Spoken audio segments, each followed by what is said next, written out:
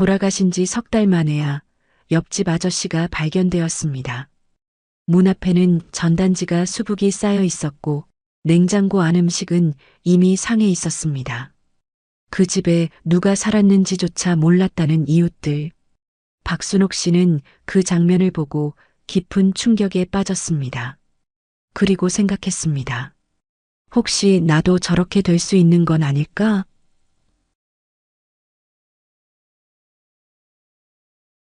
75세 박순옥 씨의 하루는 언제나 똑같았습니다. 새벽 5시 반, 알람도 없이 눈을 떠서 천장을 바라봅니다.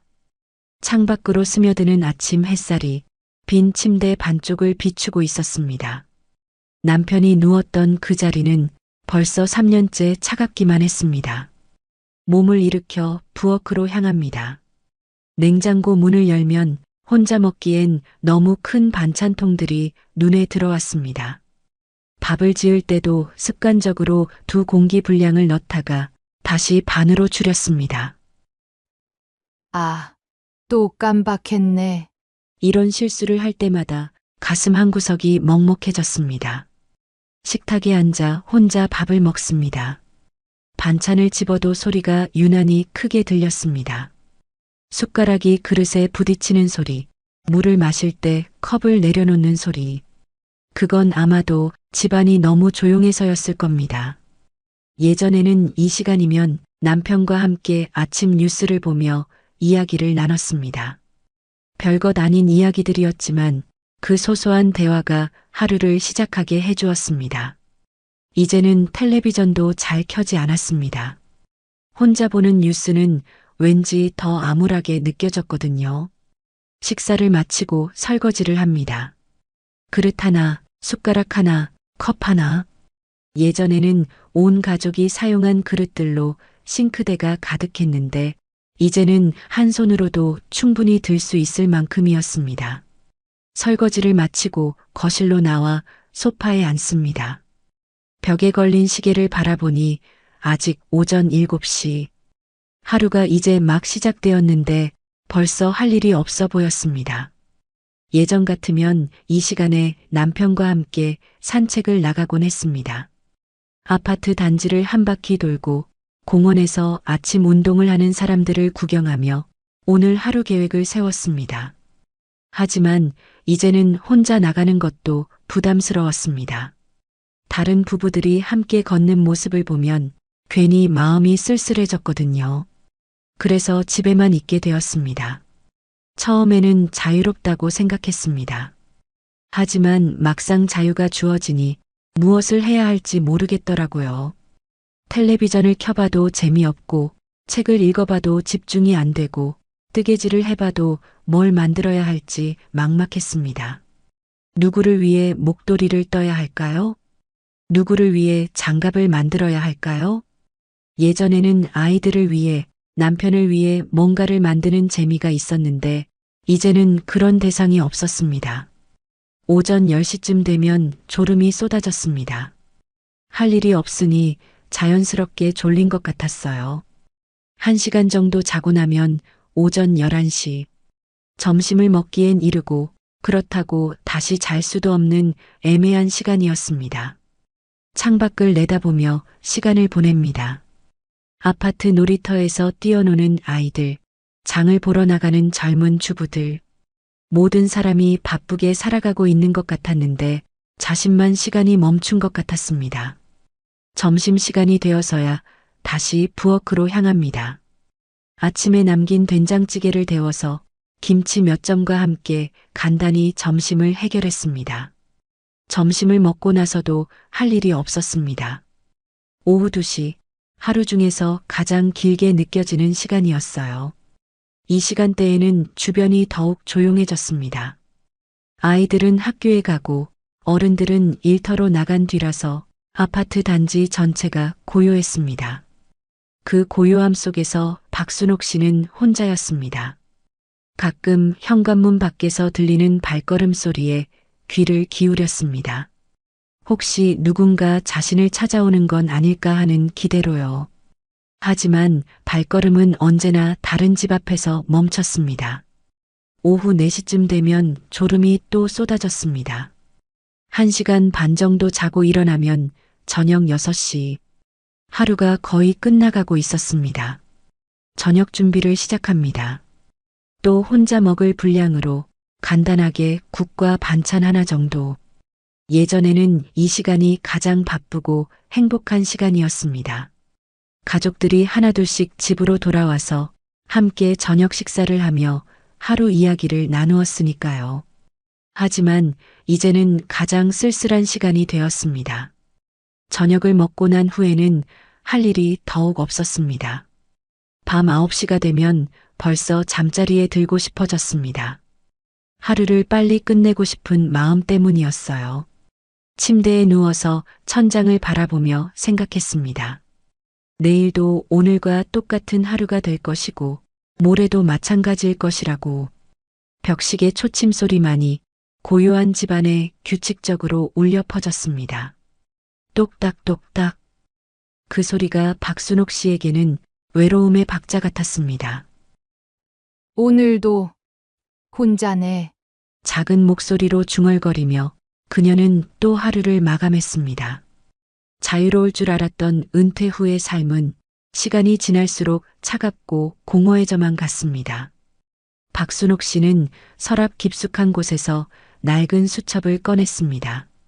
표지가 해지고 모서리가 다른 전화번호부였어요. 손으로 한 장씩 넘기며 그 안에 적힌 이름들을 하나씩 읽어보았습니다. 김미자, 이영희, 정순자. 한때는 매일 연락하던 사람들의 이름이 가득했습니다. 15년 전만 해도 이 수첩은 그녀의 보물 같은 존재였어요. 새벽부터 밤늦게까지 누군가와 통화하느라 바빴으니까요. 특히 김미자 씨와는 정말 가까웠습니다. 같은 아파트에 살면서 아이들 키울 때부터 친구였거든요. 아침에 일어나면 제일 먼저 미자에게 전화를 걸었습니다.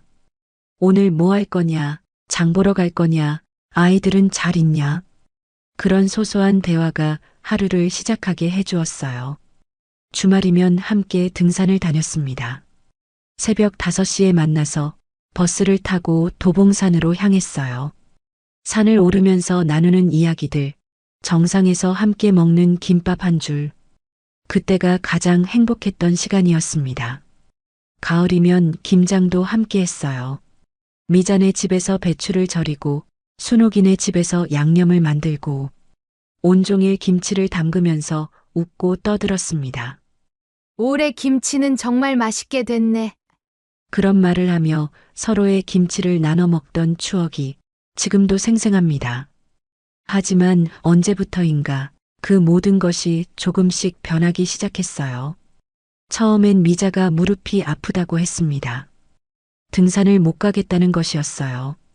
괜찮다며 집에서 쉬라고 했지만 등산 모임이 자연스럽게 끊어졌습니다. 그 다음엔 영희가 당뇨가 생겼다고 했어요. 자주 만나지 못하겠다면서 병원 다니느라 바쁘다고 했습니다. 순자는 며느리가 아이를 낳았다며 손자 돌보러 서울로 가야 한다고 했어요. 몇 달만 있을 거라던 말이 어느새 1년이 넘어갔습니다. 하나둘씩 친구들이 사라져갔습니다. 전화도 점점 뜸해졌어요. 예전엔 하루에 3~4번씩 통화했는데 일주일에 1번, 한 달에 1번으로 줄어들었습니다. 마지막으로 미자와 통화한 게 언제였을까요? 박순옥 씨는 달력을 뒤져보았지만 기억이 나지 않았습니다. 혹시나 해서 미자에게 전화를 걸어봤습니다. 신호음이 길게 울리더니 전화가 끊어졌어요. 다시 걸어봐도 마찬가지였습니다. 번호가 바뀐 건지 아니면 전화기를 바꾼 건지 문득 궁금해져서 미자가 살던 아파트 앞까지 가봤습니다. 하지만 그 집엔 다른 사람이 살고 있었어요. 아, 그 집 아주머니요? 작년에 이사 가셨는데요. 관리사무소 직원의 말에 박순옥 씨는 허탈함을 감출 수 없었습니다. 가장 가까웠던 친구가 언제 이사를 갔는지도 모르고 있었다니. 집으로 돌아와서 다른 친구들에게도 전화를 걸어봤습니다. 영희는 전화를 받지 않았고 순자는 통화 중이었어요. 몇 번을 다시 걸어봐도 마찬가지였습니다. 아마 통화를 피하는 것 같았어요. 그제야 깨달았습니다. 친구들도 자신과 마찬가지로 각자의 사정으로 바빠졌다는 것을. 아니, 어쩌면 귀찮아졌을 수도 있었어요. 늙은 친구의 안부 전화가 부담스러워졌을 수도 있었습니다. 박순옥 씨는 전화번호부를 덮었습니다. 그리고 서랍 깊숙한 곳에 다시 넣어버렸어요. 이제 더 이상 누구에게 전화를 걸 필요도 없을 것 같았습니다. 주말이 되어도 함께 등산을 갈 사람이 없었어요. 김장철이 와도 함께 김치를 담글 사람이 없었습니다. 혼자서 배추 한 포기를 사와서 김치를 조금 담가봤지만 재미가 없었어요. 혼자 먹을 김치를 왜 이렇게 많이 담그나 하는 생각만 들었습니다. 가끔 길에서 옛 친구를 만나는 일도 있었어요. 반갑게 인사를 나누고 안부를 물어보지만 예전 같은 느낌은 아니었습니다. 요즘 어떻게 지내세요? 그냥 그럭저럭요. 언니는요? 저도 마찬가지예요. 그런 식으로 몇 마디 나누고 나면 더 이상 할 말이 없었어요. 예전처럼 집에 와서 차라도 마시자고 말하고 싶었지만 왠지 부담스러울 것 같아서 못했습니다. 그럼 또 봬요. 그렇게 인사를 하고 헤어지고 나면 더욱 쓸쓸한 기분이 들었어요. 친구들과 함께했던 추억들은 여전히 소중했지만 이제는 그저 과거의 일이 되어버렸습니다. 현재의 박순옥 씨에게는 더 이상 함께 웃고 떠들 친구가 없었어요. 휴대폰을 손에 들고 연락할 사람을 찾아봤지만 결국 아무에게도 전화를 걸지 못했습니다. 이제 전화를 걸 사람도 없구나. 그 말이 입 밖으로 나오는 순간 가슴 한구석이 먹먹해졌어요. 친구들이 사라진 자리를 깊고 차가운 고독이 천천히 채워나갔습니다. 박순옥 씨에게는 2명의 자녀가 있었습니다. 서울에서 회사를 다니는 큰아들 민호, 그리고 부산에서 가정을 꾸린 딸 수진. 벽에 걸린 가족 사진을 바라보며 그녀는 깊은 한숨을 내쉬었습니다. 사진 속 아이들은 아직 어렸어요. 민호는 초등학생, 수진이는 유치원생이었습니다. 그때는 엄마 없으면 안 되는 아이들이었는데 이제는 한 달에 한 번 안부 전화조차 부담스러워하는 것 같았어요. 지난주 민호에게 전화를 걸었을 때였습니다. 3번째 신호음에서 겨우 전화를 받았어요. 목소리부터 바빠 보였습니다. 회의 중이라는 말과 함께 잠깐만 기다리라고 했어요. 잠깐이라던 시간이 10분 넘게 흘렀습니다. 그 사이 박순옥 씨는 전화기를 귀에 대고 아들의 목소리를 기다렸어요. 마침내 민호가 다시 전화를 받았을 때는 더욱 급한 목소리였습니다. 엄마, 죄송해요. 정말 바빠서 주말에 다시 연락드릴게요. 그리고 전화는 뚝 끊어졌습니다. 박순옥 씨는 한동안 전화기를 귀에 댄 채 끊어진 신호음만 들었어요. 아들이 바쁜 건 이해했습니다. 서울에서 직장 생활하는 게 얼마나 힘든지도 알았어요. 하지만 그래도 엄마와의 통화를 이렇게 급하게 끊어야 할까요? 예전엔 그렇지 않았는데. 민호가 대학생일 때만 해도 매주 집에 내려와서 엄마 손맛이 그립다며 이것저것 해달라고 졸랐어요. 군대에 있을 때는 면회 갈 때마다 반가워했습니다. 엄마가 싸준 도시락을 먹으며 눈물을 글썽이기도 했어요. 취업해서 서울로 올라간 초기에도 일주일에 2~3번은 전화를 했습니다. 회사 생활이 힘들다고 하소연하기도 하고 동료들과 잘 지내고 있다고 자랑하기도 했어요. 하지만 시간이 지날수록 전화는 점점 줄어들었습니다. 결혼을 하고 나서는 더욱 드물어졌어요. 며느리도 좋은 사람이고 아들이 행복해 보여서 기뻤지만 왠지 아들이 멀어지는 기분이었습니다. 손자가 태어났을 때는 정말 기뻤어요. 민호가 직접 영상통화로 아기를 보여줬을 때 눈물이 날 만큼 감동했습니다. 하지만 그것도 처음뿐이었어요. 시간이 지나면서 손자 얼굴 보는 것도 점점 어려워졌습니다. 아이 키우느라 바쁘다는 이유였지만 박순옥 씨는 다른 이유도 있는 것 같았어요. 며느리가 불편해하는 건 아닐까? 너무 자주 연락하면 부담스러워하는 건 아닐까? 그런 생각들 때문에 연락하고 싶어도 참게 되었습니다. 딸 수진이와의 관계도 비슷했어요. 결혼해서 부산으로 내려간 뒤로 만나는 횟수가 확연히 줄었습니다. 명절 때나 생일 때 잠깐 올라오는 게 전부였어요. 그마저도 하루 이틀 머물다가 바쁘다며 내려가곤 했습니다. 수진이는 원래 엄마와 가까웠던 딸이었어요. 학창 시절에는 친구처럼 지냈습니다. 연애 상담도 하고 장래 희망에 대해서도 많은 이야기를 나눴어요. 하지만 결혼하고 나서는 그런 깊은 대화를 나누기 어려워졌습니다. 전화를 해도 아이 울음소리나 남편 귀가 소리 때문에 대화가 중단되곤 했어요.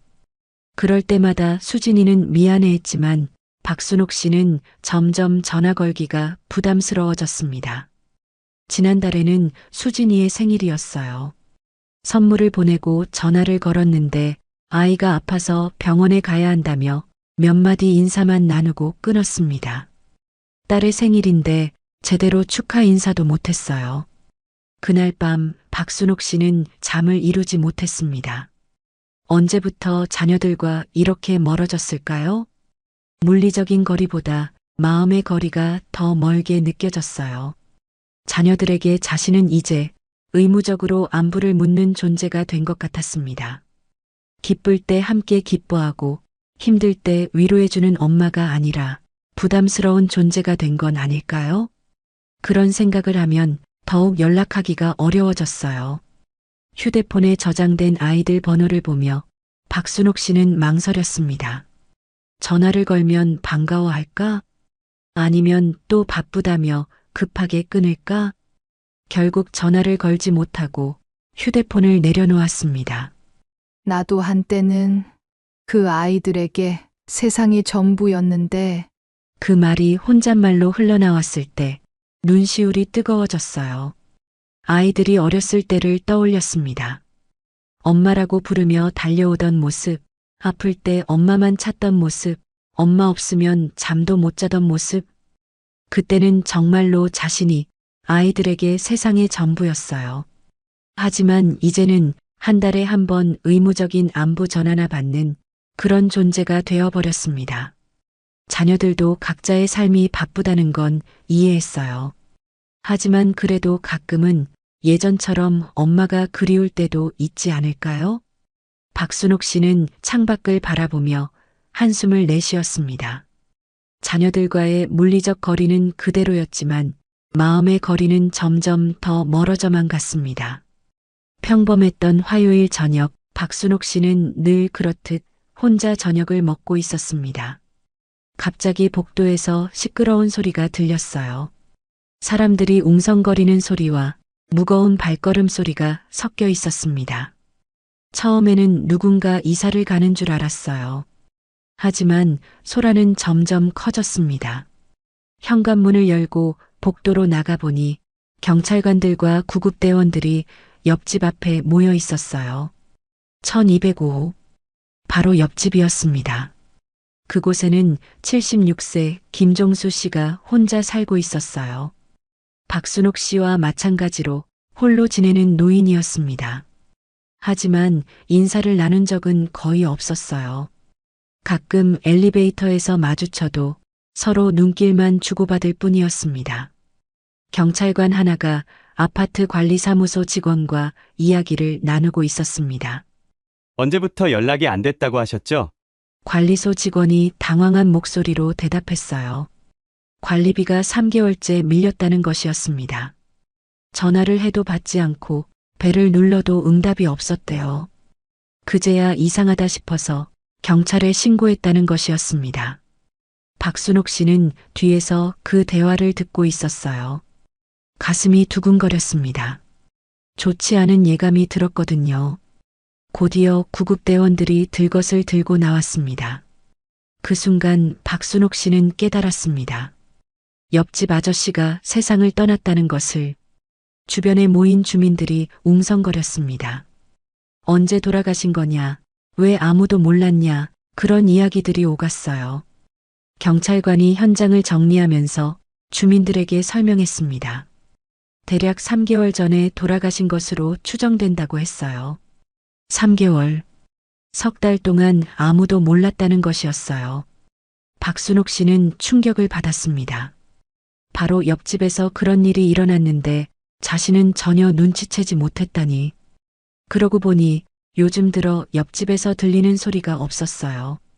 예전에는 가끔 텔레비전 소리나 설거지하는 소리가 들렸는데 언제부터인가 조용해졌었습니다. 하지만 그냥 조용한 사람이려니 생각했을 뿐이었어요. 경찰관들이 현장 조사를 마치고 문을 봉인했습니다. 주민들도 하나둘씩 집으로 돌아갔어요. 박순옥 씨도 집으로 들어갔지만 마음이 진정되지 않았습니다. 다음 날 아침 관리사무소에서 나온 아주머니를 만났어요. 어제 있었던 일에 대해 더 자세한 이야기를 들을 수 있었습니다. 김종수 씨는 자녀들이 모두 외국에 나가 있었대요. 연락처는 있었지만 평소에 연락을 자주 하지 않았다고 했습니다. 집안에서 발견됐을 때 냉장고 안 음식은 모두 상해 있었어요. 우유는 곰팡이가 피어 있었고 야채들은 오래된 흔적이 역력했습니다. 현관 앞에는 전단지가 수북이 쌓여 있었고 배달음식 전단지, 마트 할인 전단지, 각종 광고 전단지들이 가득 쌓여 있었습니다. 우편함에는 관리비 고지서와 각종 고지서들이 가득 들어 있었어요. 그 모든 것들이 김종수 씨가 이미 이 세상에 없다는 것을 말해주고 있었습니다. 하지만 아무도 눈치채지 못했어요. 같은 층에 사는 주민들도 위아래 층 주민들도 아무도 이상하다고 생각하지 않았습니다. 박순옥 씨는 그 이야기를 듣고 소름이 돋았어요. 바로 옆집에서 그런 일이 일어났는데 자신은 평상시와 다름없이 지냈다니. 아침에 일어나서 밥을 먹고 낮잠을 자고 저녁을 먹고 잠자리에 들었습니다. 그런 평범한 일상을 반복하는 동안 벽 하나를 사이에 두고 그런 일이 벌어지고 있었던 것이었어요. 만약 관리비를 연체하지 않았다면? 만약 자동이체로 관리비가 나갔다면? 아마 훨씬 더 오랜 시간이 지나서야 발견됐을 거라는 생각이 들었습니다. 그날 밤 박순옥 씨는 잠을 이루지 못했어요. 자꾸만 옆집 생각이 났습니다. 김종수 씨가 마지막 순간에 어떤 생각을 했을까요? 아무도 자신을 찾지 않는다는 것을 깨달았을까요? 도움을 요청하고 싶었지만 연락할 사람이 없었을까요? 그런 상상을 하니 가슴이 답답해졌어요. 문득 자신의 처지와 비교하게 되었습니다. 김종수 씨와 자신이 그렇게 다르지 않다는 생각이 들었거든요. 둘 다 혼자 살고, 둘 다 자녀들과 자주 연락하지 않고, 둘 다 가까운 이웃이 없었습니다. 만약 자신에게 무슨 일이 생긴다면 과연 누가 알아차려줄까요? 아들은 한 달에 한 번 연락할까 말까 하고 딸도 바쁘다며 통화를 급하게 끊곤 했어요. 친구들과도 연락이 끊어진 지 오래됐고 이웃들과도 인사 정도만 나누는 사이였습니다. 혹시 자신도 김종수 씨처럼 몇 달 후에나 발견되는 건 아닐까? 그 생각이 드니 온몸에 소름이 돋았어요. 나도 저렇게 될 수 있겠구나. 그 말이 입 밖으로 나오는 순간 현실이 되어버린 것 같았습니다. 뉴스에서만 들었던 그 단어가 갑자기 자신의 이야기처럼 느껴졌어요. 그날 이후 박순옥 씨의 일상은 더욱 무겁고 어둡게 변했습니다. 매일 밤 잠들기 전에 내일 아침에 눈을 뜰 수 있을까 그런 불안한 생각이 들었어요. 아침에 눈을 뜨면 오늘도 무사히 하루를 보낼 수 있을까 그런 걱정이 앞섰습니다. 옆집에서 일어난 일은 박순옥 씨에게 큰 충격을 주었습니다. 이 이야기는 더 이상 남의 이야기가 아니었어요. 자신에게도 언제든 일어날 수 있는 현실적인 위험이 되어버렸습니다. 옆집에서 일어난 일 이후 박순옥 씨의 하루는 완전히 달라졌습니다. 아침에 눈을 뜨는 순간부터 이상한 불안감이 엄습했어요. 오늘도 무사히 하루를 보낼 수 있을까? 혹시 나에게 무슨 일이 생기면 누가 알아차려줄까? 그런 생각들이 머릿속을 떠나지 않았습니다. 평소 같으면 자연스럽게 했던 일들도 이제는 조심스러워졌어요. 욕실에서 샤워를 할 때도 바닥이 미끄러울까봐 걱정했습니다. 만약 넘어져서 다치면 누가 구해줄까요? 며칠 동안 아무도 찾지 않을 텐데 그동안 계속 쓰러져 있어야 할까요? 그런 상상을 하니 샤워하는 것조차 무서워졌어요.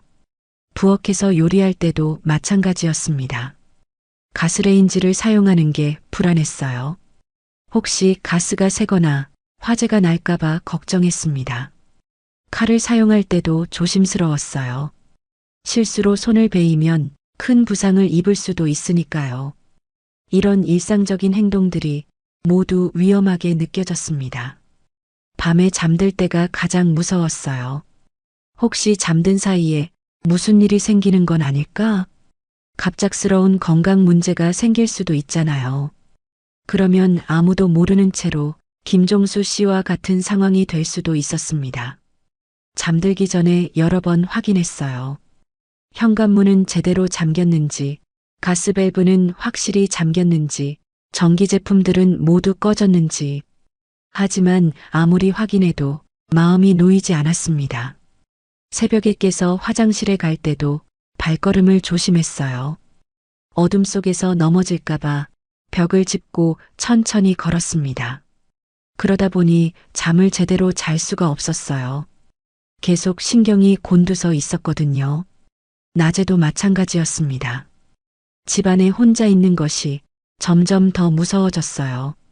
갑자기 어지러움을 느끼거나 가슴이 두근거릴 때가 있었습니다. 그럴 때마다 혹시 큰 병의 전조는 아닐까 걱정했어요. 하지만 병원에 갈 엄두는 나지 않았습니다. 검사에서 좋지 않은 결과가 나오면 어떻게 해야 할까요? 치료를 받아야 한다면 누가 간병을 해줄까요? 자녀들에게 부담을 주고 싶지 않았어요. 그런 생각을 하다 보면 차라리 모르는 게 나을 것 같았습니다. 집 밖으로 나가는 것도 두려웠어요. 길에서 무슨 일이 생기기라도 하면 누가 자신을 알아봐 줄까요? 신분증은 가지고 다니지만 응급연락처에 적힌 번호로 전화해도 자녀들이 바로 올 수 있을까요? 서울과 부산에서 달려와야 하는데 그 시간 동안 혼자 있어야 할 텐데 외출할 때는 메모지를 써놓기 시작했어요. 몇 시에 어디로 갔다고, 언제쯤 돌아올 예정이라고. 하지만 그 메모를 누가 볼까요? 아무도 집을 찾아오지 않는데 무슨 소용이 있을까요? 그래도 안 하는 것보다는 낫다고 생각했어요. 혹시나 하는 마음에 계속 써놓았습니다. 휴대폰을 항상 가까이에 둬놓기도 했어요. 어디를 가든 손에 들고 다니고 잠들 때도 베개 옆에 놓았습니다. 응급 상황이 생기면 바로 신고할 수 있게요. 하지만 정작 누구에게 전화를 걸어야 할지 막막했습니다. 119에 신고하면 되지만 그 전에 가족이나 친구에게 마지막 인사라도 하고 싶었어요. 하지만 그럴 만한 사람이 있을까요? 친구들과는 연락이 끊어진 지 오래됐고 자녀들은 바쁠 텐데 갑자기 전화를 받을까요? 혹시 자신이 위급한 상황이라고 해도 믿어줄까요? 그런 생각을 하다 보면 더욱 절망적인 기분이 들었어요. 정말 아무도 없구나.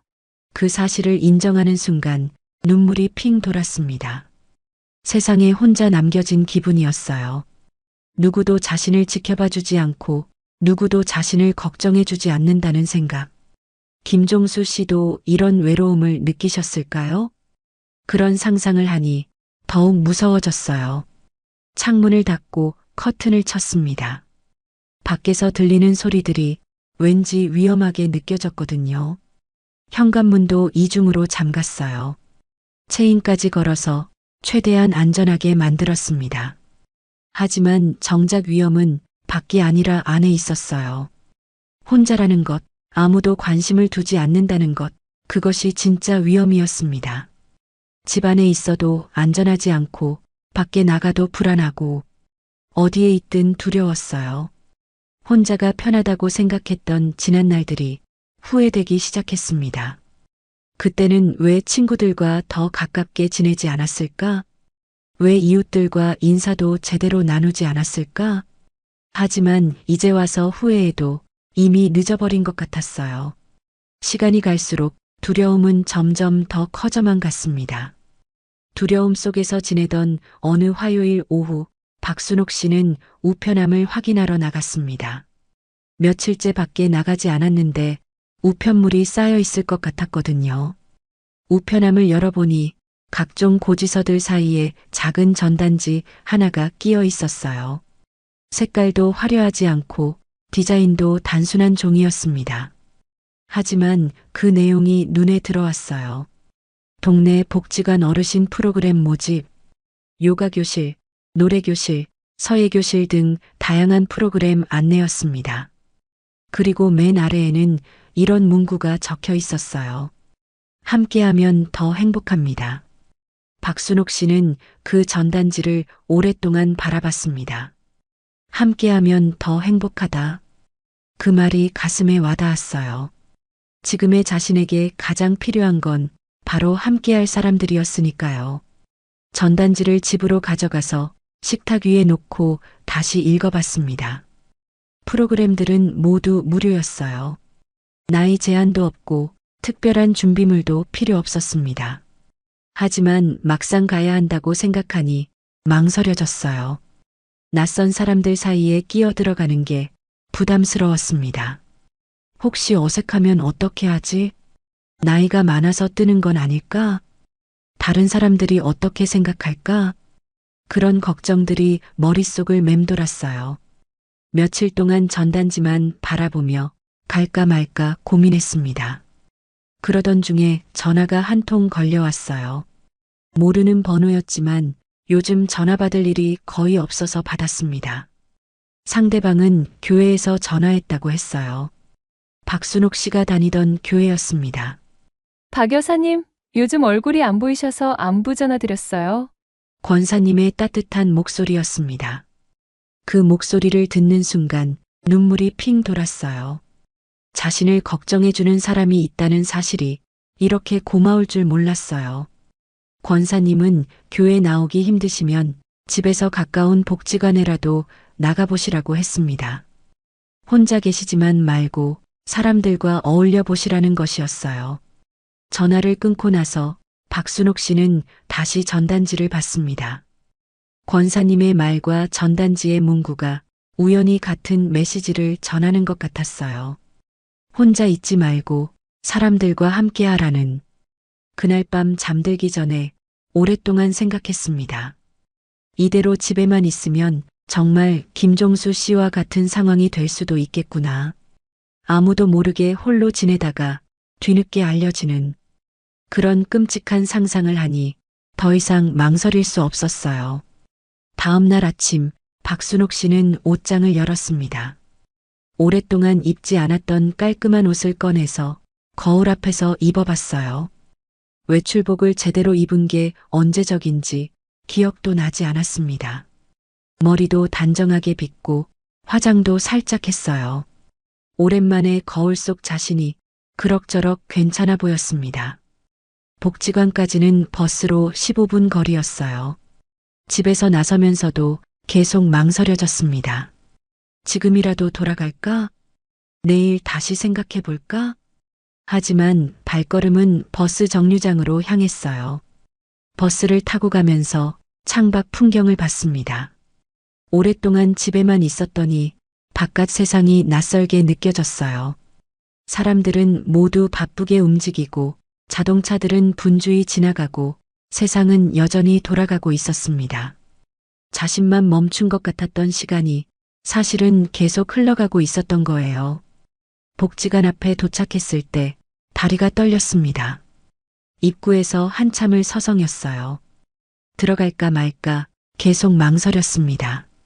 그때 복지관에서 한 할머니가 나오셨어요. 박순옥 씨와 비슷한 연배로 보였습니다.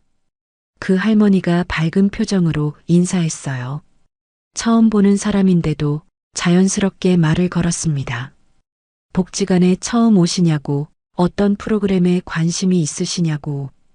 그 할머니의 친근한 모습을 보니 조금 용기가 났어요. 저 혼자 살아서 심심해서요. 작은 목소리로 대답했습니다. 할머니는 고개를 끄덕이며 자신도 그랬다고 했어요. 처음에는 어색했지만 지금은 이곳이 없으면 안 된다고. 그 말을 듣고 박순옥 씨는 마음을 굳혔습니다. 더 이상 망설이지 않고 복지관 문을 열고 들어갔어요. 안내 데스크에서 친절하게 설명해 주었습니다. 어떤 프로그램들이 있는지, 언제 시작하는지, 준비할 건 없는지, 모든 게 생각보다 간단했어요. 그냥 와서 참여하면 되는 것이었습니다. 오늘은 노래교실이 있다고 했어요. 1시간 뒤에 시작한다고. 박순옥 씨는 잠깐 망설이다가 참여해보겠다고 말했습니다. 그 한마디를 하는데 엄청난 용기가 필요했어요. 하지만 막상 말하고 나니 마음이 한결 가벼워졌습니다. 드디어 첫걸음을 내디딘 것이었어요. 1시간 뒤 박순옥 씨는 노래교실 문 앞에 서 있었습니다. 문틈으로 들리는 피아노 소리와 사람들의 웃음소리가 새어나왔어요. 한참을 망설이다가 조심스럽게 문을 열고 들어갔습니다. 교실 안에는 15명 정도의 어르신들이 앉아 계셨어요. 모두 박순옥 씨와 비슷한 연배였습니다. 피아노 앞에 선 젊은 선생님이 밝은 목소리로 인사했어요. 어서 오세요. 처음 오셨나 봐요? 박순옥 씨는 어색하게 고개를 끄덕였습니다. 선생님이 빈자리로 안내해 주었어요. 옆자리에 앉으신 할머니가 따뜻하게 웃으며 말을 걸었습니다. 오늘 처음 오셨냐고, 어디서 사시냐고 자연스럽게 대화가 시작되었어요. 박순옥 씨는 오랜만에 누군가와 이야기를 나누게 되어 조금씩 긴장이 풀렸습니다. 노래교실이 시작되었어요. 선생님이 쉬운 동요부터 시작하자고 했습니다. 고향의 봄을 다 같이 불렀어요. 처음엔 작은 목소리로 따라 불렀지만 점점 목소리가 커졌습니다. 나도 이 노래 아는데 어릴 때 많이 불렀는데 그런 생각이 들면서 자신감이 생겼어요. 다른 어르신들도 즐겁게 노래를 부르고 계셨습니다. 가사를 잊어버리면 서로 알려주고 틀리면 함께 웃기도 했어요. 그 모습이 너무나 자연스럽고 따뜻했습니다. 1시간 수업이 끝나고 다들 자리에서 일어나려 할 때였어요. 옆자리 할머니가 말씀하셨습니다. 복지관 식당에서 점심을 먹고 가시라고, 혼자 드시지 말고 함께 드시라고. 박순옥 씨는 잠깐 망설였어요. 너무 부담을 드리는 건 아닐까? 괜찮다고 사양했지만 할머니가 강권했습니다.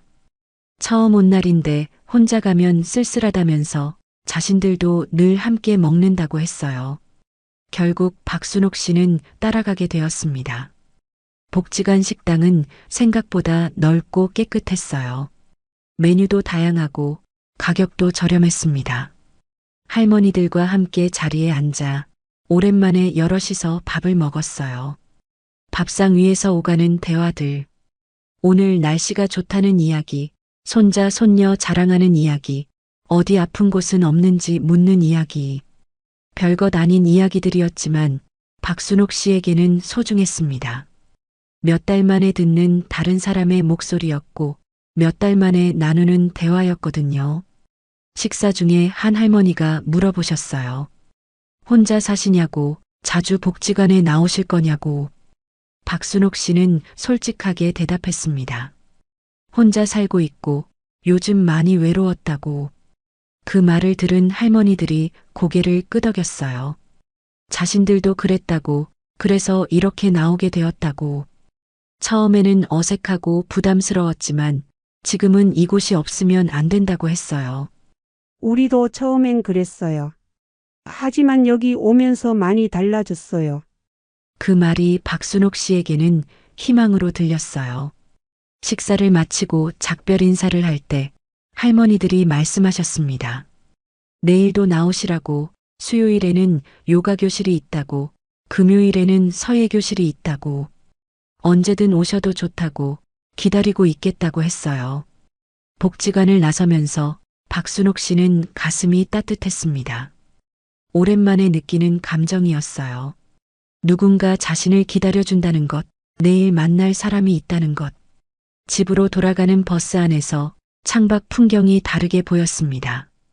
아침에 올 때는 모든 것이 낯설고 불안했는데 이제는 친근하게 느껴졌어요. 내일은 또 어떤 사람들을 만날까? 어떤 이야기를 나눌까? 그런 기대감이 생겼습니다. 집에 도착해서 문을 열었을 때 여전히 조용한 집이었지만 예전과는 달랐어요. 내일 나갈 곳이 있고 만날 사람들이 있다는 것만으로도 외로움이 많이 줄어든 것 같았습니다. 그날 밤 박순옥 씨는 오랜만에 편안하게 잠들 수 있었어요. 그날 이후 박순옥 씨의 일주일은 완전히 달라졌습니다. 월요일엔 노래교실, 수요일엔 요가교실, 금요일엔 서예교실. 처음으로 자신만의 스케줄이 생겼어요. 아침에 눈을 떠도 이제는 달랐습니다. 오늘 복지관에 가야지, 친구들을 만나야지. 그런 생각이 하루를 시작하게 해주었어요. 복지관에서 만난 사람들과 점점 가까워졌습니다. 이순자 할머니, 김영희 할머니, 박정숙 할머니. 모두 박순옥 씨와 비슷한 처지였어요. 혼자 살거나 자녀들과 떨어져 지내거나 외로움을 달래려 나온 분들이었습니다. 처음엔 서로 조심스럽게 인사만 나눴는데 시간이 지나면서 진짜 친구가 되었어요. 수업이 끝나면 함께 차를 마시며 이야기했습니다. 젊었을 때 추억, 자녀들 이야기, 요즘 몸이 아픈 곳. 별것 아닌 일상의 이야기들이었지만 박순옥 씨에게는 소중한 시간이었어요. 누군가 자신의 이야기를 들어주고 자신도 다른 사람의 이야기를 들어주는 것. 그런 평범한 대화가 이렇게 소중할 줄 몰랐습니다. 특히 이순자 할머니와 마음이 통했어요. 순자 할머니도 남편을 먼저 보낸 후 혼자 살고 있었거든요. 서로의 외로움을 이해했고 서로를 위로해 주었습니다. 어느 날 순자 할머니가 감기에 걸려서 복지관에 나오지 못했어요. 박순옥 씨는 걱정이 되어서 처음으로 누군가의 집을 방문했습니다. 순자 할머니 집에 가서 죽을 끓여다 드렸어요. 함께 차도 마시고 이야기도 나눴습니다. 고마워요. 이렇게 챙겨주는 사람이 있어서. 순자 할머니의 그 말이 박순옥 씨에게는 큰 감동이었어요. 자신도 누군가에게 필요한 사람이구나. 자신도 누군가를 도울 수 있구나. 그런 생각이 들면서 가슴이 뿌듯했습니다. 복지관에서는 가끔 특별한 행사도 있었어요. 생신잔치, 소풍, 작은 발표회. 박순옥 씨는 처음엔 부담스러워했지만 친구들이 함께 하자고 해서 참여하게 되었어요. 생신잔치에서는 모두 함께 노래를 불렀고 소풍에서는 도시락을 나눠 먹으며 웃었습니다. 작은 발표회에서는 노래교실에서 배운 노래를 다른 사람들 앞에서 부르기도 했어요. 무대에 서는 건 처음이라 떨렸지만 박수를 받을 때는 정말 기뻤습니다. 이런 경험들이 쌓이면서 박순옥 씨는 조금씩 변해갔어요. 예전보다 말도 많아지고 웃음도 많아졌습니다. 옷차림도 신경 쓰게 되었어요. 아침에 일어나면 거울을 보며 오늘은 뭘 입고 갈까 고민했습니다. 친구들을 만날 때 단정하게 보이고 싶었거든요. 집에서도 변화가 있었어요. 복지관에서 배운 요가 동작을 혼자 해보기도 하고 서예에서 쓴 글씨를 벽에 붙여놓기도 했습니다. 무엇보다 휴대폰이 자주 울렸어요. 친구들이 안부 전화를 해주었거든요. 내일 복지관에 나오냐는 전화, 몸은 괜찮냐는 전화, 함께 시장에 가자는 전화. 전화벨 소리가 이렇게 반가울 줄 몰랐어요. 어느 날 순자 할머니가 제안했습니다. 복지관 근처 찻집에서 우리끼리 모임을 가지자고. 매주 토요일에 만나서 차도 마시고 이야기도 나누자는 것이었어요. 박순옥 씨는 기꺼이 찬성했습니다. 그렇게 시작된 토요일 모임. 4명의 할머니가 모여서 일주일 동안 있었던 일들을 이야기했어요. 손자가 상을 받았다는 기쁜 소식, 병원에 갔다 온 이야기, 새로 배운 요리 이야기. 소소한 일상들이지만 함께 나누니 더욱 의미 있게 느껴졌습니다. 가끔은 서로의 고민도 털어놓았어요. 자녀들과의 관계, 건강에 대한 걱정, 앞으로에 대한 불안. 혼자 있을 때는 답답했던 고민들이 친구들과 이야기하고 나면 한결 가벼워졌어요. 이렇게 함께 있으니까 든든해요. 어느 날 영희 할머니가 한 말이었어요. 박순옥 씨도 같은 마음이었습니다. 혼자가 아니라는 것, 서로를 챙겨주는 사람들이 있다는 것. 그것만으로도 세상이 다르게 보였어요. 몇 달 전만 해도 두려움에 떨며 지냈는데 이제는 내일이 기다려졌습니다. 친구들을 만날 생각, 함께 웃고 떠들 생각, 서로의 안부를 묻는 생각. 그런 작은 일상들이 박순옥 씨를 다시 살게 해주었어요. 복지관을 다닌 지 6개월이 지났습니다. 박순옥 씨의 하루는 완전히 달라져 있었어요. 아침에 눈을 뜨면 가장 먼저 드는 생각. 오늘은 무슨 요일이지? 어떤 프로그램이 있지? 누굴 만나게 될까? 예전처럼 하루가 길고 지루하지 않았습니다. 오히려 시간이 모자랄 지경이었어요. 복지관에서 배운 것들을 집에서도 연습했거든요. 요가 동작을 따라하고 서예 연습도 하고 노래도 혼자 불러봤습니다. 거울 앞에 서는 일도 많아졌어요. 친구들을 만날 때 말끔하게 보이고 싶었거든요. 옷도 골라 입고 머리도 단정하게 빗었습니다. 냉장고도 변했어요. 예전에는 혼자 먹기 위한 반찬들만 있었는데 이제는 친구들에게 나눠줄 음식도 만들었어요. 김치를 담그면 순자 할머니에게도 드리고 국을 끓이면 영희 할머니에게도 가져다 드렸습니다. 누군가를 위해 무언가를 준비한다는 것. 그것이 이렇게 기쁜 일인 줄 몰랐어요. 휴대폰도 바빠졌습니다. 친구들과의 안부 전화, 내일 만날 약속 전화, 갑자기 궁금한 게 있어서 걸어보는 전화. 전화벨이 울릴 때마다 가슴이 설렜어요. 자녀들과의 관계도 조금씩 변했습니다. 예전에는 자녀들에게 전화 걸기가 부담스러웠는데 이제는 자연스럽게 연락할 수 있게 되었어요. 복지관에서 있었던 재미있는 일들을 이야기하고 새로 사귄 친구들 이야기도 했습니다. 아들 민호가 말했어요. 엄마 목소리가 많이 밝아졌다고, 예전보다 훨씬 활기차 보인다고. 딸 수진이도 안심한다고 했어요. 엄마가 혼자 계시는 게 걱정이었는데 이제는 든든하다고.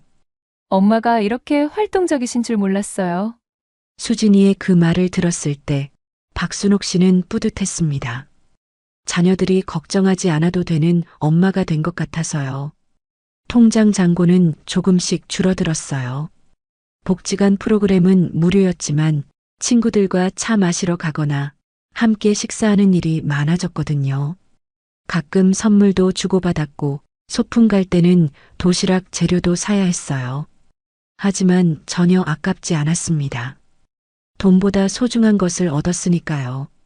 예전 같으면 혼자 아껴 쓰려고 했을 텐데 이제는 친구들과 함께 나누는 기쁨이 더 컸어요. 건강도 좋아졌습니다. 규칙적으로 요가를 하고 친구들과 웃는 시간이 많아져서인지 몸이 한결 가벼워졌어요. 병원에 갈 일도 줄어들었습니다. 예전에는 작은 증상에도 불안해서 자주 병원을 찾았는데 이제는 그럴 필요가 없었어요. 마음이 건강해지니 몸도 따라서 건강해진 것 같았습니다. 무엇보다 가장 큰 변화는 두려움이 사라진 것이었어요. 예전에는 매일 밤 잠들기 전에 혹시 내일 무슨 일이 생기면 어떻게 하지, 누가 알아차려줄까, 그런 걱정으로 가득했었거든요. 하지만 이제는 달랐습니다. 내일 만날 친구들이 있고 자신을 기다려주는 사람들이 있었으니까요. 만약 정말로 무슨 일이 생긴다면 친구들이 금세 알아차릴 거라는 확신이 있었어요. 복지관에 나오지 않으면 전화도 올 거고 집에도 찾아와 줄 거라는 믿음이 있었습니다. 두려움은 완전히 사라졌어요. 이제는 혼자가 아니니까요. 외로움은 돈으로는 살 수 없는 거였구나. 어느 날 문득 든 생각이었습니다. 아무리 돈이 많아도 혼자 있으면 외로운 건 마찬가지예요. 하지만 진심으로 마음을 나눌 수 있는 사람들이 있으면 그것만으로도 충분히 행복할 수 있었어요. 박순옥 씨는 깨달았습니다. 진짜 필요한 건 돈이 아니라 사람이었다는 것을. 외로움을 막는 건 통장 잔고가 아니라 따뜻한 관계라는 것을. 6개월 전에 자신을 떠올리며 박순옥 씨는 감사했습니다. 용기를 내어 복지관 문을 연 그날, 그 작은 선택이 인생을 바꿔놓았으니까요. 1년이 지난 어느 날, 박순옥 씨는 옆집 앞을 지나가다 멈춰 섰습니다. 1205호. 김종수 씨가 살던 그 집. 지금은 새로운 가족이 이사를 와서 살고 있었어요. 아이들 웃음소리가 들려나왔습니다. 박순옥 씨는 그 소리를 들으며 생각했어요. 만약 자신이 그때 용기를 내지 않았다면 어떻게 되었을까? 아마 김종수 씨와 같은 길을 걸었을지도 몰라요. 아무도 모르게 세상을 떠나고 한참 뒤에야 발견되는. 하지만 작은 전단지 하나, 권사님의 전화 한 통, 그리고 용기 하나가 모든 것을 바꿔놓았습니다. 이제 박순옥 씨에게는 매일 만날 친구들이 있어요. 함께 웃고, 함께 이야기하고, 서로를 챙겨주는 소중한 사람들이 있습니다. 이 이야기는 더 이상 남의 이야기가 아니에요. 대한민국에서 혼자 사는 노인이 220만 가구를 넘어섰고 매년 홀로 세상을 떠나는 분들이 늘고 있습니다. 하지만 이 모든 것은 예방할 수 있어요. 작은 관심 하나, 작은 인사 하나로도 막을 수 있습니다. 박순옥 씨처럼 용기를 내어 첫걸음을 내딛는다면 말이에요. 복지관, 경로당, 종교시설, 동네 모임, 어디든 좋습니다. 중요한 건 집 밖으로 나서는 것이에요. 처음에는 어색하고 부담스러울 수 있어요. 낯선 사람들 사이에 끼어들기가 쉽지 않죠. 하지만 그 어색함은 금세 사라져요. 같은 처지에 있는 사람들이기 때문에 서로를 이해하고 받아들이거든요. 나이가 들수록 새로운 관계를 만들기 어렵다고 생각하지만 그렇지 않아요. 언제든 시작할 수 있어요. 박순옥 씨가 70이 넘어서 새로운 친구들을 사귀었듯이 여러분도 할 수 있습니다. 혼자가 편하다고 생각하시는 분들도 계실 거예요. 박순옥 씨도 그랬으니까요. 하지만 진짜 편한 건 혼자 있는 것이 아니라 함께할 사람이 있으면서도 혼자 있을 수 있는 것이에요. 언제든 만날 수 있는 사람이 있고 언제든 전화할 수 있는 사람이 있으면서 그래도 혼자만의 시간을 가질 수 있는 것. 그것이 진짜 자유이고 진짜 편안함이에요. 자녀분들에게도 말씀드리고 싶어요. 부모님이 혼자 사신다고 해서 괜찮다고 생각하지 마세요. 한 달에 한 번 안부 전화로는 충분하지 않아요. 더 자주 연락하고 더 자주 찾아뵙고 부모님의 일상에 관심을 가져주세요. 만약 자주 만날 수 없다면 부모님이 사람들과 어울릴 수 있는 곳을 찾아드리세요. 복지관 프로그램에 참여하실 수 있게 도와드리고 처음에는 함께 가서 적응할 수 있게 해드리세요. 그것이 부모님에게 줄 수 있는 가장 소중한 선물일 거예요. 이웃분들에게도 부탁드려요. 혼자 사는 어르신이 계시다면 가끔 안부라도 물어보세요. 며칠 동안 모습이 안 보인다면 한 번쯤 확인해 보세요. 그 작은 관심이 누군가의 생명을 구할 수도 있어요. 박순옥 씨는 지금도 매일 복지관에 나가고 있어요. 친구들과 함께 웃고 함께 이야기하고 서로의 안부를 묻고 있습니다. 더 이상 혼자가 아니에요. 더 이상 두렵지 않아요. 옆집 김종수 씨가 준 충격이 결국은 새로운 삶의 시작이 되었습니다. 작은 인사 한마디, 따뜻한 차 한 잔의 대화, 함께 보내는 시간 한 시간이 누군가의 생명을 지켜줄 수 있습니다. 여러분도 오늘부터 시작해 보세요. 혼자 사는 가족이나 이웃에게 안부 전화 한 통, 오랫동안 연락하지 않았던 친구에게 안부 인사, 동네 복지관이나 경로당에 한번 들러보는 것. 그 작은 시작이 누군가에게는 인생을 바꾸는 계기가 될 수 있어요. 박순옥 씨처럼 말이에요. 이런 소중한 이야기를 더 많은 분들과 나누고 싶다면 좋아요와 구독 버튼을 눌러주세요. 여러분의 작은 관심이 또 다른 박순옥 씨에게 희망이 될 수 있습니다. 연금만 믿고 계십니까? 안타깝게도 그걸로는 절대 버틸 수 없습니다. 65세 이후 노후를 지켜주는 건 연금이 아니라 지금 당장 꺼내 쓸 수 있는 현금입니다. 그렇다면 반드시 준비해야 할 현금은 과연 얼마일까요? 67세 정혜수 씨. 매일 새벽 5시에 일어납니다. 40년 넘게 몸에 밴 습관이었죠. 퇴직한 지 2년이 지났지만 여전히 그의 하루는 낡은 1톤 트럭과 함께 시작되었습니다. 그 트럭은 2001년에 샀던 기아 봉고였어요. 벌써 23년이 흘렀지만 정혜수 씨에게는 소중한 동반자였습니다. 국민연금으로 월 95만 원, 아내 명자 씨도 월 48만 원이 나왔지만 부부 합쳐 143만 원으로는 부족했어요. 명자 씨의 당뇨약값 만월 12만 원, 매달 내야 하는 관리비 30만 원, 전기세, 가스비, 통신비까지 합치면 20만 원, 가끔 찾아오는 손자에게 주는 용돈 10만 원. 기본 생활비만 해도 200만 원은 넘었거든요. 그래서 퇴직 후에도 계속 일했습니다. 그 트럭으로 월 100만 원 정도 벌었어요. 건설 현장 자재 운반이 주된 일이었죠. 시멘트, 철근, 목재를 실어 나르는 일. 하루 일당이 12만 원에서 15만 원 사이였어요. 가끔은 마트 물품 배송도 했고 이사짐 운반 일도 맡았습니다. 몸은 힘들었지만 연금과 합쳐서 월 243만 원으로 겨우 생활할 수 있었어요. 그런데 그날 아침이었습니다. 평소처럼 시동을 걸었는데 컥컥컥 소리만 날 뿐 시동이 걸리지 않았어요. 이상하네. 정혜수 씨는 다시 한번 시도했습니다. 키를 돌려도 여전히 엔진이 돌아가지 않았어요. 계기판에 경고등들이 빨갛게 켜져 있었습니다. 23년 된 트럭이라 가끔 말썽을 부리긴 했지만 이번엔 뭔가 심각해 보였어요.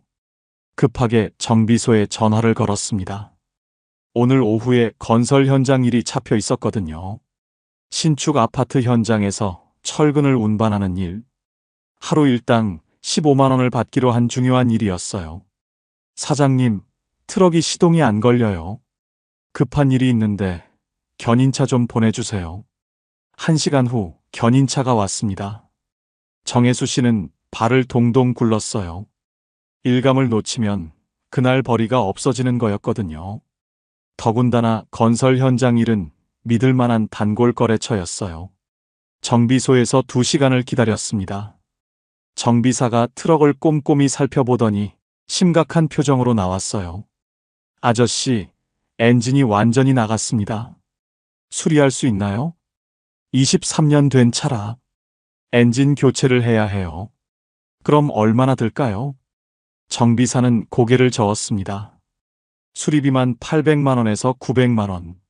거기에 다른 부품들도 교체해야 한다고 했어요. 차라리 새 차를 사는 게 낫다고 조언했습니다. 정혜수 씨에게는 하늘이 무너지는 소리였어요. 그 트럭이 생계수단의 전부였거든요. 퇴직 후 2년 동안 그 트럭으로 벌어온 돈이 월 100만 원. 그 돈 없이는 생활이 불가능했어요. 중고차는 얼마 정도 해요? 1톤 트럭 괜찮은 중고가 1200만 원 정도 하고 새 차는 2800만 원 넘어요. 1200만 원. 정혜수 씨에게는 천문학적인 숫자였어요. 연금 143만 원으로는 절대 마련할 수 없는 돈이었거든요. 그날 오후 일도 결국 취소해야 했습니다. 현장 소장에게 전화를 걸어 사정을 설명했어요. 다행히 이해해 주었지만 15만 원 수입이 날아간 건 아쉬웠습니다. 집에 돌아온 정혜수 씨는 깊은 한숨을 쉬었어요. 명자 씨가 걱정스러운 표정으로 물었습니다. 여보, 어떻게 됐어요? 트럭이 완전히 망가졌어. 새 차를 사려면 1,200만 원이 필요해. 명자 씨는 잠시 말이 없었습니다. 그러더니 조용히 말했어요. 여보, 다행히 우리가 미리 모아둔 돈이 있잖아요. 그 돈은 두 부부가 15년 넘게 조금씩 모은 거였어요. 정혜수 씨가 회사 다닐 때부터 매달 20만 원에서 30만 원씩 노후를 위해 차곡차곡 모아둔 비상금이었죠. 지금까지 총 2,100만 원이 모여 있었어요. 하지만 정혜수 씨는 망설였어요. 그 돈을 쓰면 비상금이 거의 떨어지는 거였거든요. 여보, 괜찮을까요? 이 돈 쓰고 나면 900만 원밖에 안 남는데. 명자 씨가 남편의 손을 꽉 잡았습니다. 45년 동안 함께 살아온 아내였어요. 남편의 마음을 누구보다 잘 알고 있었죠. 일은 할 수 있는데 차가 없으니 아무것도 못 하겠더라고요. 결국 정혜수 씨는 결단을 내렸습니다. 다음 날 아침 일찍 중고차 매매단지로 갔어요. 준비해둔 현금 1,200만 원으로 깔끔한 중고 트럭을 샀습니다. 2019년식 기아 봉고 1톤. 주행거리도 8만 킬로미터로 양호했어요. 현금으로 계산하니 바로 그날 가져올 수 있었습니다. 할부나 대출 절차 없이 깔끔하게 현금 거래로 해결된 거죠. 3일 후 새 트럭으로 첫 일을 나갔습니다. 오랜만에 시원하게 시동이 걸렸어요. 엔진 소리도 힘차고 깔끔했습니다. 계기판도 깨끗하고 에어컨도 잘 나왔어요. 정혜수 씨는 운전대를 꽉 잡으며 생각했습니다. 만약 그 현금이 없었다면 일을 완전히 그만둬야 했을 거예요. 월 100만 원 수입이 사라졌을 테고 연금 143만 원만으로는 생활이 불가능했을 겁니다. 대출을 받으려 해도 67세 노인에게는 쉽지 않았을 거예요.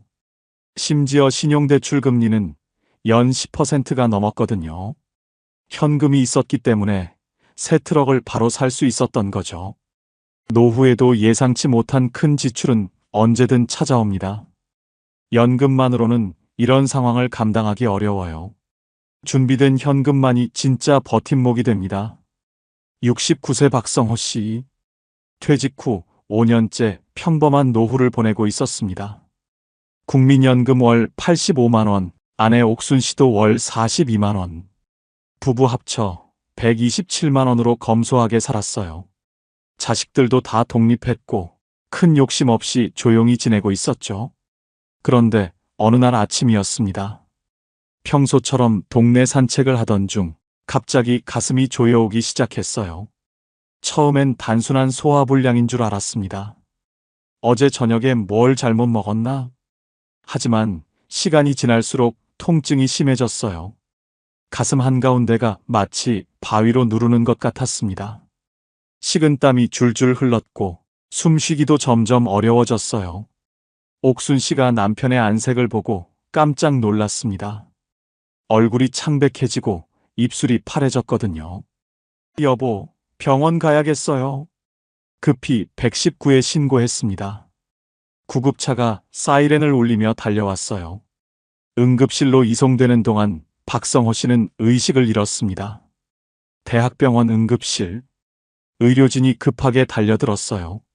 심전도, 혈액 검사, CT 촬영이 연이어 진행됐습니다. 1시간 후 의사가 나왔습니다. 심근경색이라고 했어요. 관상동맥이 심하게 막혀 있어서 일반적인 스텐트 시술로는 해결이 어렵다고 했습니다.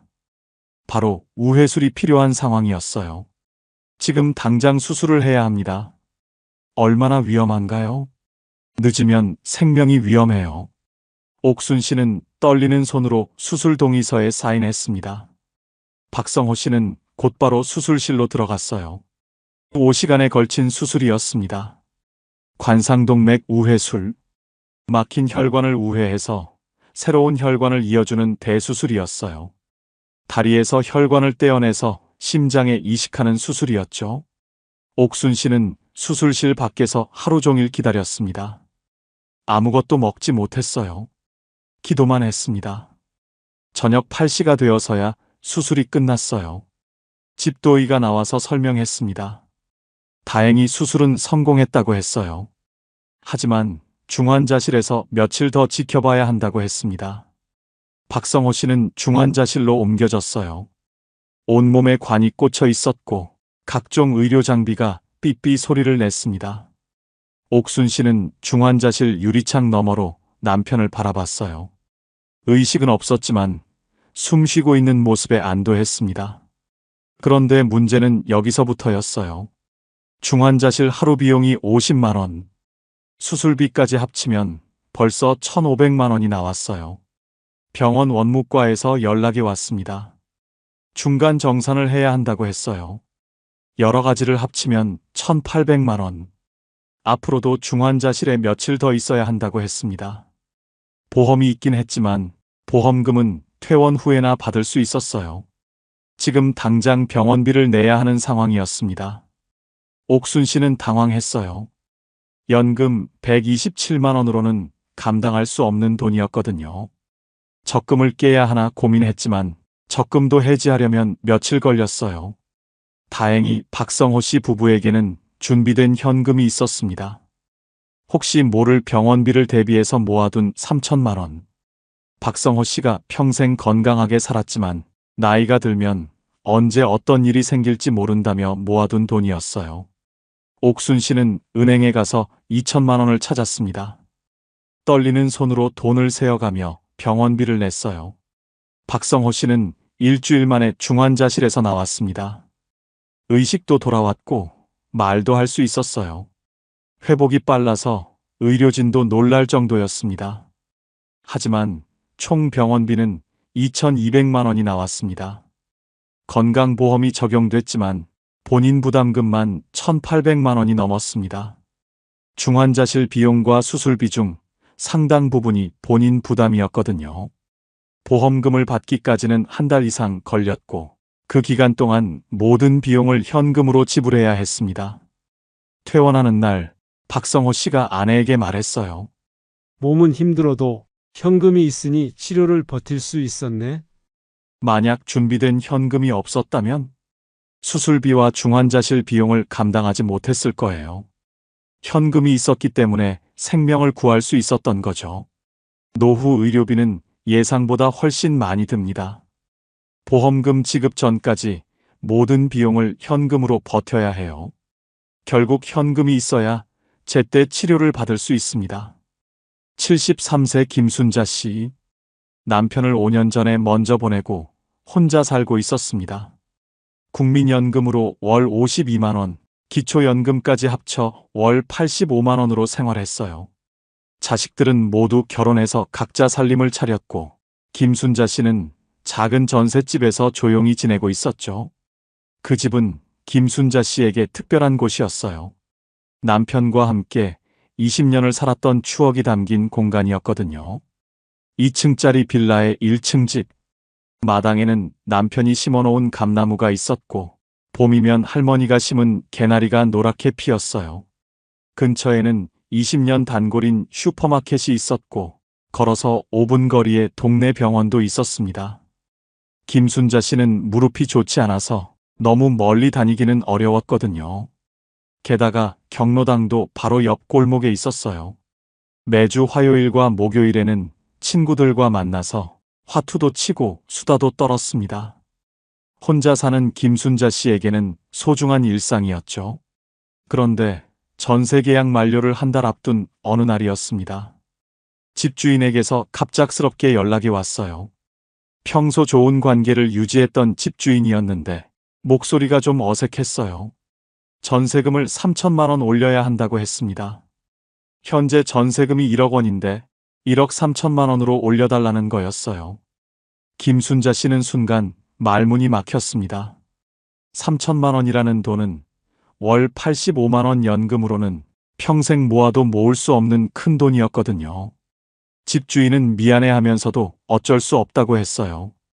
요즘 부동산 가격이 많이 올라서 옆집들도 다 1억 3천만 원에 계약했다고 했습니다. 세금도 많이 나오고 집 수리비도 계속 들어간다고 했어요. 김순자 씨는 당황했습니다. 월 85만 원 연금으로는 3천만 원을 마련할 방법이 없었거든요. 은행에서 대출을 받으려 해도 73세 혼자 사는 노인에게는 한계가 있었어요. 며칠 후 김순자 씨는 부동산에 가봤습니다. 혹시 다른 집을 알아보려고 했어요. 하지만 이 동네에서 1억 원 전세는 찾기 어려웠습니다. 대부분 1억 3천만 원 이상이었어요. 조금 떨어진 동네를 알아봤지만 그곳은 버스도 자주 없고 병원이나 마트까지 거리가 너무 멀었어요.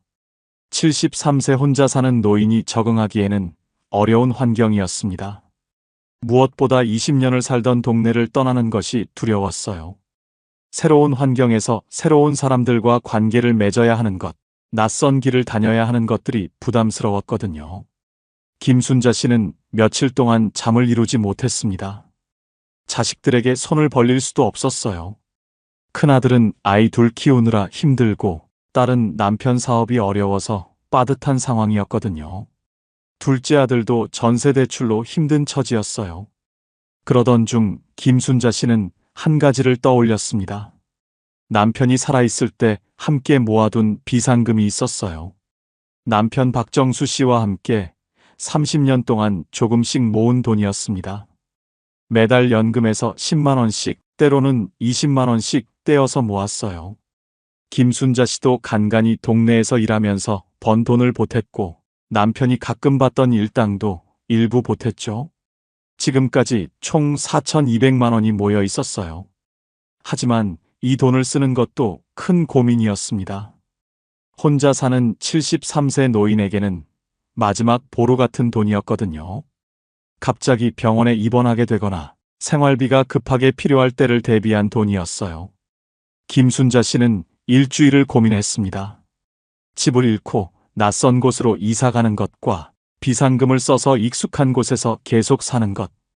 어느 쪽이 나을까? 남편 사진을 바라보며 하루 종일 생각했어요. 남편이라면 어떤 선택을 했을까? 아마 집을 지키라고 했을 것 같았어요. 결국 김순자 씨는 결단을 내렸습니다. 집주인에게 전화를 걸어서 3천만 원을 올려서 계약하겠다고 했어요. 다음 날 김순자 씨는 은행에 갔습니다. 떨리는 손으로 3천만 원을 찾았어요. 30년 동안 모은 돈의 대부분이었지만 집을 지키기 위해서는 어쩔 수 없었습니다. 새 계약서에 도장을 찍는 순간 김순자 씨는 안도의 한숨을 쉬었어요. 적어도 2년 더는 이 집에서 살 수 있게 되었거든요. 그날 저녁 김순자 씨는 남편 사진 앞에서 조용히 말했습니다. 집을 잃는 줄 알았는데 현금이 제 집을 지켜줬습니다. 만약 그 현금이 없었다면 김순자 씨는 20년을 살던 집을 떠나야 했을 거예요. 73세 나이에 새로운 동네에서 적응하며 살아야 했을 겁니다. 자식들에게 부담을 주거나 더 열악한 환경의 집으로 이사해야 했을지도 모르죠. 익숙한 병원, 단골 가게, 경로당 친구들, 이 모든 것들을 포기해야 했을 거예요. 현금이 있었기 때문에 마지막 보루인 집과 일상을 지킬 수 있었던 거죠. 71세 이정희 씨, 아내와 함께 30평 아파트에서 살고 있었습니다. 국민연금 월 76만 원, 아내 연금 월 35만 원, 부부 합쳐 111만 원으로 검소하게 생활했어요. 자식들은 모두 독립했고 큰 무리 없이 평범한 노후를 보내고 있었죠. 그런데 12월 어느 추운 날이었습니다. 아침에 일어나 보니 집안이 너무 차가웠어요. 평소보다 훨씬 추위가 느껴졌습니다. 여보, 난방이 안 나오는 것 같아요. 아내가 걱정스러운 표정으로 말했어요. 이정희 씨가 보일러실을 확인해 봤습니다. 보일러가 완전히 꺼져 있었어요. 다시 켜려고 버튼을 눌러봤지만 아무 반응이 없었습니다. 이상하네. 어제까지 잘 됐는데. 보일러 사용한 지가 벌써 15년이 넘었어요. 중간중간 작은 고장은 있었지만 이렇게 완전히 작동하지 않은 적은 처음이었습니다. 바깥 온도는 영하 8도. 한겨울 추위가 절정이었어요. 집안 온도도 점점 내려가기 시작했습니다. 이정희 씨는 급하게 보일러 수리업체에 전화를 걸었어요. 사장님, 보일러가 갑자기 안 돼요. 빨리 좀 와주실 수 있나요? 지금 수리 요청이 많아서요. 내일 오전에나 갈 수 있을 것 같습니다. 하루를 더 추위 속에서 보내야 한다는 말이었어요. 71세 부부에게는 너무 힘든 일이었습니다. 그날 밤은 정말 춥고 길었어요. 이불을 여러 겹 덮고 잤지만 몸이 떨릴 정도로 추웠습니다. 특히 아내는 관절염이 있어서 더 힘들어했어요. 다음 날 오전 10시 수리기사가 드디어 왔습니다. 보일러를 꼼꼼히 살펴보더니 심각한 표정을 지었어요. 아저씨, 이 보일러 15년 됐다고 하셨죠? 네, 그런데 고칠 수 있나요? 열교환기가 완전히 부식됐어요. 가스밸브도 고장났고요. 수리기사가 자세히 설명해 주었습니다. 보일러 핵심 부품들이 노후화로 망가졌다고 했어요. 수리를 해도 또 고장날 가능성이 높다고 했습니다. 그럼 어떻게 해야 하나요? 새 보일러로 교체하시는 게 좋겠어요. 지금 수리해봐야 임시방편이에요. 새 보일러 가격을 물어봤습니다. 보일러 본체가 150만 원. 거기에 설치비와 배관 공사비까지 합치면 총 280만 원이 든다고 했어요. 30평 아파트는 배관이 복잡해서 교체 작업도 하루 종일 걸린다고 했습니다. 벽을 뚫고 배관을 새로 연결해야 한다고 했어요. 이정희 씨는 고민에 빠졌습니다. 월 111만 원 연금으로는 280만 원이 큰 돈이었거든요. 하지만 한겨울에 난방 없이 살 수는 없었어요. 임시 수리는 얼마나 들까요? 80만 원에서 100만 원 정도 들 텐데 오래 못 버틸 거예요. 결국 새 보일러를 설치하는 게 나았습니다. 임시 수리를 해봐야 돈만 버리는 꼴이었거든요. 이정희 씨 부부는 다행히 준비된 현금이 있었어요. 매달 연금에서 5만 원씩 10년 넘게 모아둔 비상금이었습니다. 큰 수리비나 의료비를 대비해서 모은 돈이었죠. 은행에 저축해둔 800만 원 중에서 280만 원을 찾아서 보일러 교체비로 냈어요. 그날 오후부터 공사가 시작됐습니다. 기사 2명이 와서 거의 하루가 걸렸어요. 오래된 보일러를 철거하고 새 보일러를 설치했습니다. 배관도 일부 교체해야 했어요. 15년 된 배관이 부식되어 있었거든요. 벽에 구멍을 뚫고 새 배관을 연결했습니다. 저녁 7시가 되어서야 모든 작업이 끝났어요. 새 보일러에 시운전을 했습니다. 따뜻한 온수가 나오기 시작했어요. 잘 되는 것 같네요. 기사가 만족스러운 표정으로 말했습니다. 그날 밤 이정희 씨 부부는 오랜만에 따뜻한 잠을 잤어요. 새 보일러 덕분에 집안이 금세 따뜻해졌습니다. 다음 날 아침 이정희 씨가 아내에게 말했어요. 그 돈이 없었으면 한겨울에 난방도 못하고 지낼 뻔했어. 만약 준비된 현금이 없었다면 이정희 씨 부부는 추운 겨울을 견뎌야 했을 거예요. 임시 수리를 해도 또 고장났을 테고 결국 더 큰 비용이 들었을지도 모릅니다. 71세 고령자에게 한겨울 추위는 생명과도 직결된 문제예요. 현금이 있었기 때문에 즉시 문제를 해결하고 따뜻한 겨울을 날 수 있었던 거죠. 작은 현금이 노후의 안정을 지켜줍니다. 갑작스러운 고장이나 수리비가 생겨도 준비된 현금으로 즉시 해결할 수 있어요. 68세 김철수 씨, 아내 영희 씨와 함께 평범한 노후를 보내고 있었습니다. 국민연금 월 82만 원, 아내 연금 월 39만 원. 부부 합쳐 121만 원으로 검소하게 살았어요. 세 자녀를 모두 키워낸 뒤 이제는 조용한 여생을 보내고 있었죠. 큰딸과 둘째 아들은 이미 결혼해서 독립했고 막내 아들 민수 씨만 32세가 되도록 혼자 살고 있었어요. 2년 전부터 사귀는 여자친구가 있다는 건 알았지만 결혼 이야기는 꺼내지 않았습니다. 그런데 어느 날 갑자기 민수가 집에 왔어요. 평소보다 표정이 진지해 보였습니다. 아버지, 어머니 말씀드릴 게 있어요. 뭔데? 결혼하려고 해요. 최대한 빨리요. 김철수 씨 부부는 깜짝 놀랐습니다. 그동안 결혼 생각이 없는 줄 알았는데 갑자기 결혼 이야기가 나온 거였어요. 왜 갑자기?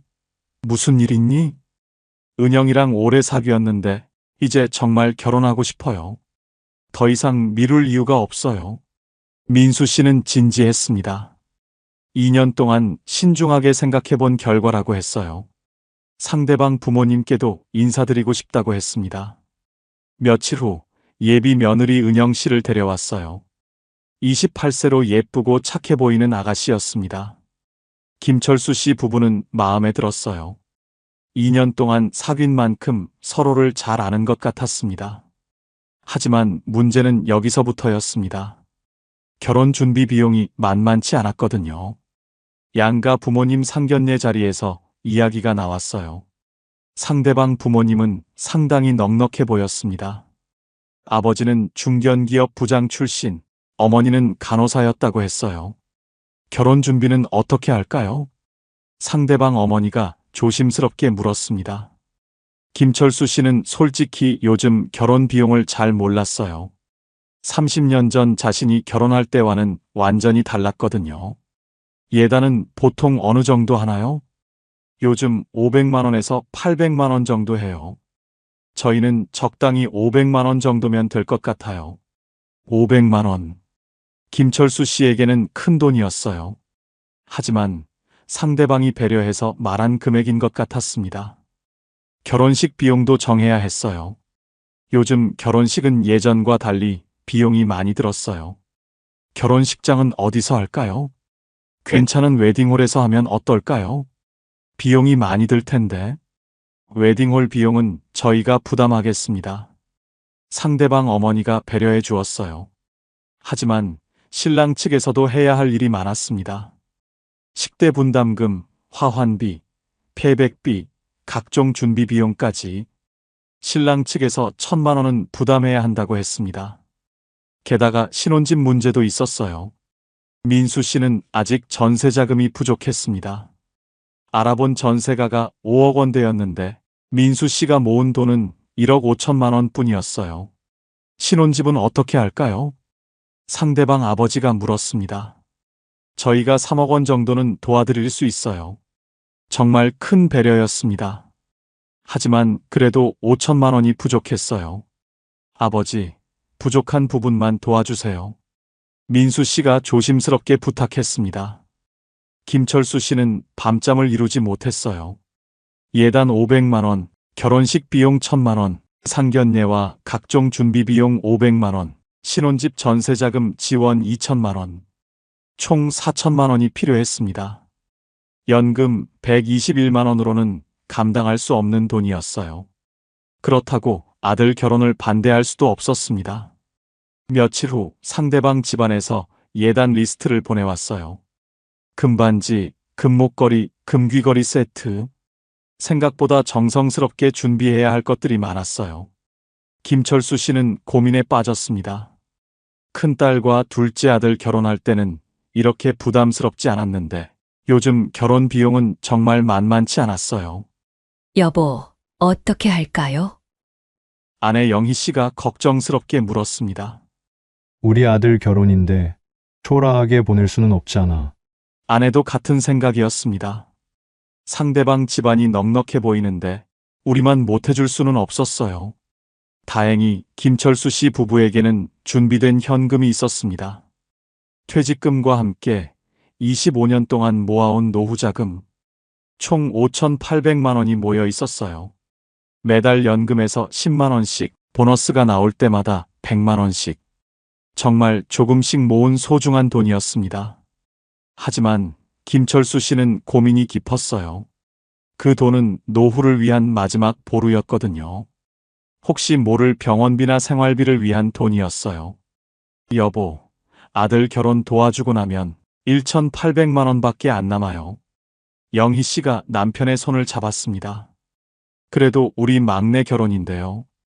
형, 누나들한테 도움 청하기도 어렵고, 다른 자녀들도 각자 살림이 빠듯했어요.